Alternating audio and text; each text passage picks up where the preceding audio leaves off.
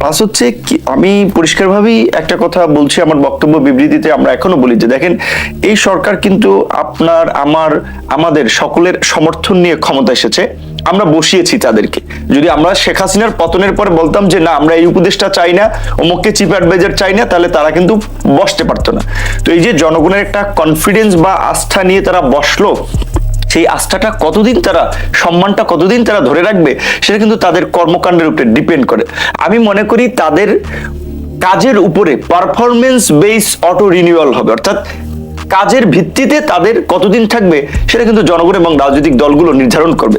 রাজনৈতিক দলগুলো কিন্তু বরাবরই বলে এসেছে যৌক্তিক সময়ের কথা, যৌক্তিক সময়ের পরিধিটা আসলে কেমন হওয়া উচিত? এইটা বলা মানে কি সরকারকে একটা ফ্রিডম দেওয়া, সরকারকে স্পেস দেওয়া, যে রাজনৈতিক দলগুলো তো সীমা বেঁধে দিতে পারতো যে আমরা 6 মাস চাই, আমরা 1 বছর চাই, কিন্তু এটা ঠিক এখন পর্যন্ত বিএনপির মতো একটা মেজর পলিটিক্যাল পার্টি কিংবা জামাত বলেন কিংবা আমরা বলেন, আমরা এখনো ফিক্স বলছি না যে 1 মাসের মধ্যে নির্বাচন দিতে হবে, 6 মাসের মধ্যে নির্বাচন দিতে হবে কিংবা 1 বছরের মধ্যে নির্বাচন দিতে হবে।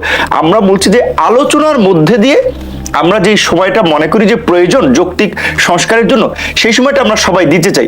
কিন্তু সেটার যদি সরকার মিসইউজ করে বা সেটা যদি আসলে এই জনগণের আস্থাটা বা রাজনৈতিক দলগুলোর বিশ্বাসটা যদি ধরে রাখতে না পারে, তাহলে কিন্তু সরকারের জন্য পরিস্থিতিটা খুব সুখকর হবে না। শেখ হাসিনা যেমন পালিয়ে গেছে, 15 বছরের ফাসিস্ট শক্তি, ভারত সহ এত আন্তর্জাতিক শক্তি সমর্থন থাকা সত্ত্বেও আজকে যারা ক্ষমতায় আছে বা এখন বসেছে, তাদের কিন্তু রাজনৈতিক দলও নাই ওই রকমের। ভারতের মতো শেখ হাসিনাকে যে বিদেশি প্রভুরা দিয়েছিল, ওই রকমের কোনো প্রভু অস্ত্রধারী বাহিনী ওখানে পাঠাবে না রক্ষা করার জন্য। সুতরাং তারা যদি জনগণ থেকে, রাজনৈতিক বিশেষ করে জনগণ তো আসলে একটা লিকুইড জিনিস বলতে পারেন, তারা এক জায়গায় থাকে না। রাজনৈতিক দলের একটা সলিড আপনার সাপোর্টার বেস আছে। তো এই সরকারের জন্য ভ্যানগার্ড এবং সাপোর্ট হবে রাজনৈতিক দলের এই সলিড সমর্থকরা। সেটা যদি কোনো কারণে লিকুইড হয়ে যায়, তাহলে কিন্তু সরকার অবস্থা টালমাটাল হয়ে যাবে। আর এই যে সরকারের যে ধরনের বক্তব্যগুলো আসছে নির্বাচন নিয়ে, সেটা কিন্তু জনগণ এবং রাজনৈতিক দলের সমর্থনটাকে লিকুইড করার দিকে যাচ্ছে।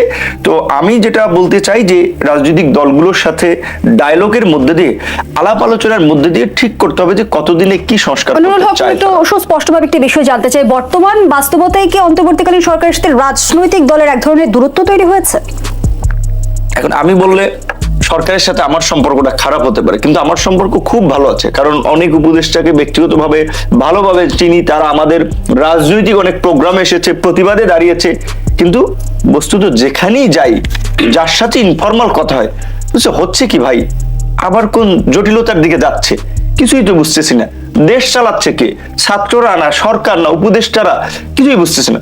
সবাই কিন্তু একটা অস্পষ্টতার মধ্যে, এবং you can say it's a clumsy situation.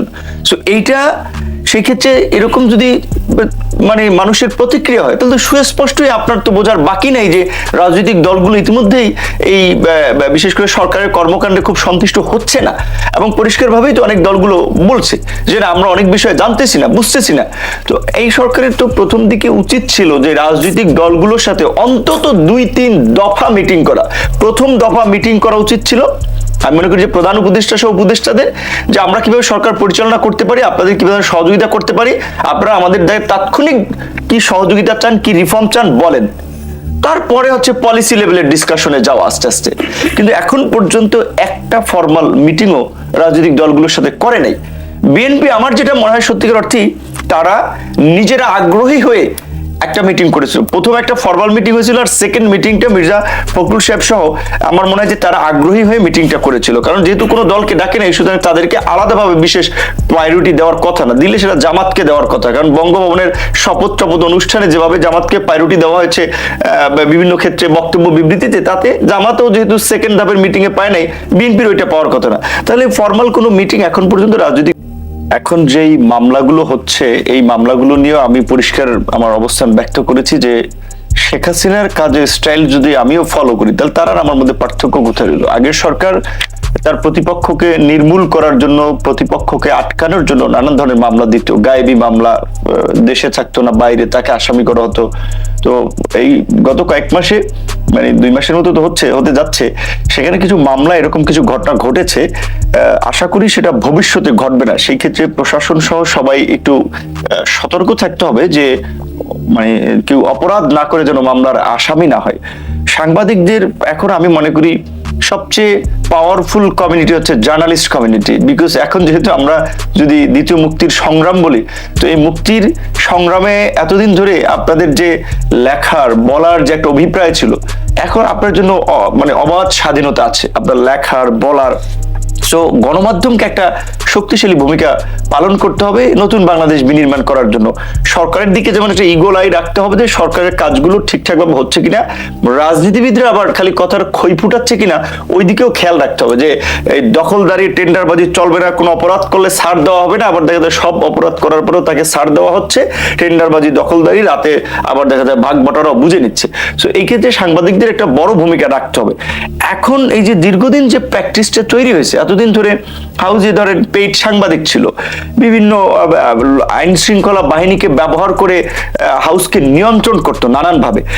এখন এই কমিউনিটি এখনো কিন্তু সাংবাদিকদের মধ্যে আছে, তারা এখনো কিছু পেইড নিউজ করছে। তো সেই ক্ষেত্রে তাদেরও সঠিক নিউজ তারা করছে কিনা, একটা ব্যবসায়ী ধরেন শুধু ব্যক্তি না, তার পেছনে আরো অনেকগুলো মানুষের ইনভলভমেন্ট থাকে। কাজে এখন যদি একটা কোম্পানিকে যদি উদ্দেশ্য প্রণোদিত ভাবে বিতর্কিত করা হয়, তাহলে কিন্তু সেই কোম্পানির আপনার ডাউন হওয়া মানে তার এমপ্লয়মেন্ট সহ অনেকের উপরে প্রভাব পড়া। ওরিয়ন গ্রুপ কিংবা আপনার বসুন্ধরা, এসালম, বেক্সিমকো, নাসা, এই সমস্ত বড় বড় কোম্পানিগুলো শেখ হাসিনার আমলে ব্যাপক সুযোগ সুবিধা পেয়েছে এবং তাদের অনেকের নামই ক্ষমতার অপব্যবহার করে ঋণ জালিয়াতি, ঋণ খেলাপি, ঋণ নেওয়া, সম্পত্তি দখল করা, 1 কোটি টাকার বাজেট 3 কোটি টাকা করে দেখানো, 100 কোটি টাকার প্রজেক্টকে 500 কোটি টাকায় রূপান্তর করা, এগুলো অনেক ধরনের প্রজেক্ট আমরা দেখেছি। এইখানে যারা জড়িত তাদের বিরুদ্ধে রিপোর্ট করাটা আপনাদের নৈতিক দায়িত্ব। সেটা করতে গিয়ে যদি আপনাদের বিরুদ্ধে বা কোনো হাউজের বিরুদ্ধে মামলা হয়, আমার মনে হয় সেই মামলা ধোপে টিকবে না। এবং পুলিশকে এই ক্ষেত্রে মামলা গ্রহণের ক্ষেত্রে, হ্যাঁ মামলা ওই যে বললাম আমাদের একটা অবাধ স্বাধীনতা আছে, তাই বলে মামলা একজনের করতে গেলে আবার মামলা নেয়ার ক্ষেত্রে আমার মনে একটু বিবেচনা করা দরকার যে এটার এলিগেশনটা আসলে ন্যূনতম কোনো ভিত্তি আছে কিনা। সেক্ষেত্রে আমার মনে হয় যে এখানে আপনার এই দেশ টিভি সহ আরো কয়েকটা টেলিভিশনের বিরুদ্ধে কিছু মামলার আমি দেখেছি সাংবাদিকদের, এই অভিযোগগুলো যদি সত্য না হয়ে থাকে তাহলে আপনার পাশে আমি রাজনীতিবিদ হিসেবে দাঁড়াবো। আমার মনে হয় সাংবাদিক হিসেবে আশরাফ কায়সার ভাই দাঁড়াবে। সেক্ষেত্রে আপনাদের কোনো ভয় পাওয়ার কারণ পর্যন্ত এই গণহত্যার মূল মাস্টার মাইন্ডদের কাউকে গ্রেপ্তার করা হয়নি। যদিও আন্দোলনের মাস্টার মাইন্ড হিসেবে অনেকে দাবি করছে, অনেককে চিনিয়ে দেওয়া হচ্ছে, কিন্তু গণহত্যার কোনো মাস্টার মাইন্ডকে সরকার 2 মাসে এখন পর্যন্ত খুঁজে বের করতে পারেনি। এই রকমের বর্বরতা চালানোর পরেও এই গণহত্যার সাথে জড়িত আওয়ামী লীগের কোনো শীর্ষ নেতাকে এখন পর্যন্ত গ্রেপ্তার হতে হয়নি। এই আওয়ামী লীগকে যারা মাফিয়া বানিয়েছে, সেটা বিজনেস কমিউনিটি বলেন, জার্নালিস্ট কমিউনিটি বলেন, অন্যান্য কমিউনিটি বলেন, তাদের মধ্যে ওইভাবে উল্লেখযোগ্য কেউ গ্রেপ্তার হয়নি। ব্যবসায়ী যে বলছেন যে এই যে বসুন্ধরা, এসালম, এই যে নাসা গ্রুপ, এরকম যারা আছে তারা তো সবাই বহাল তবিয়াতে আছে, ব্যবসা বাণিজ্য করছে। ইভেন এই যে দেশ থেকে 16 লক্ষ কোটি টাকা পাচার হয়ে গেল, এই অর্থ পাচারের জন্য এখন পর্যন্ত উল্লেখযোগ্য কোনো একটা মামলা হয় নাই কিংবা কাউকে গ্রেপ্তার করা হয়নি। কিংবা এই যে আমরা বলছিলাম যে অবৈধ টাকা উদ্ধারের জন্য একটা পদ্ধতি হতে পারে 1000 টাকা এবং 500 টাকার নোট 15 দিনের নোটিশ দিয়ে বাতিল করে দেওয়া। কারণ হচ্ছে আশরাফ ভাইয়ের কাছে থাকলে 2, 4, 5, 10 লাখ টাকা থাকবে, কিন্তু ওই যে যারা বস্তায় বস্তায় যে অনেকে ক্যাশ মানি রেখেছে, যেটা অনেকে শুনছি এখন তারা হুন্ডি করে, ডলার করে, বিদেশি মুদ্রা করে বাইরে নেওয়ার চেষ্টা করতেছে, তাহলে এই টাকাটা পারতো না, দেশের মধ্যে থেকে যেত, সেটা এক্সিকিউশন আমরা দেখিনি। কিংবা এই যে অর্থ আওয়ামী লীগের যে এই যে গত 3টা সংসদে আপনার 3 আর 9 আপনার প্রায় 1000-এর এমপি ধরেন, তাও অনেকে ডাবল 2-3 বার ছিল, তার মধ্যে প্রায় অন্তত 700 থেকে 800 এমপি হবে।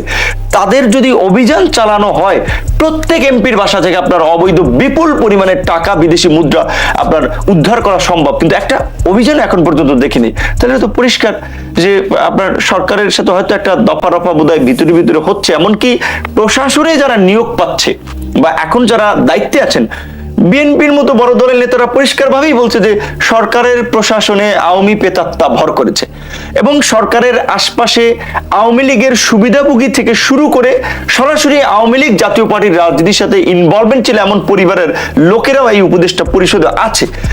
তাহলে তো তারা তো ওই তার মানে ওই পতিত স্বৈরাচার আওয়ামী লীগ এবং তার দোসর জাতীয় পার্টি তাদেরকে তো একটা রক্ষা করার প্রক্রিয়া বোধহয় বের করবে, যার ফলে এই ধরনের ব্যবস্থাও নেওয়া হচ্ছে না। সেনাবাহিনীর পক্ষ থেকে আমরা জানলাম প্রায় 600 কতজনকে নাকি তারা সামরিক এই ছাউনিতে আশ্রয় নিয়েছিল। কারা আশ্রয় নিয়েছিল, তাদেরকে কেন ছাড়া হলো? তাদেরকে তো পুলিশের হাতে সোপর্দ করা দরকার ছিল, বিচারের মুখোমুখি করার দরকার ছিল। সেখান থেকে আমরা কয়েকদিন পরে পত্রিকায় নিউজ হতে দেখি যে ওবায়দুল কাদের, জাহাঙ্গীর কবির নানক, হাসান মাহমুদ তার দেশ থেকে চলে গিয়েছে। এত কড়াকড়ির মধ্যে তারা কিভাবে আসলে দেশ কিভাবে ত্যাগ চলে করেছে গেছে? সেটাই একটি প্রশ্ন। নিশ্চয়ই সরকারের সেখানে একটা সম্মতি বা সরকারের একটা স্পেস ছিল। তো যে কারণে আশরাফ কায়সার ভাই যেটা বলছিলেন এটা নিয়ে আমরা সন্দিহান এবং খুব উদ্বিগ্ন, ধন্যবাদ কারণ জানাচ্ছি। এই সরকার তো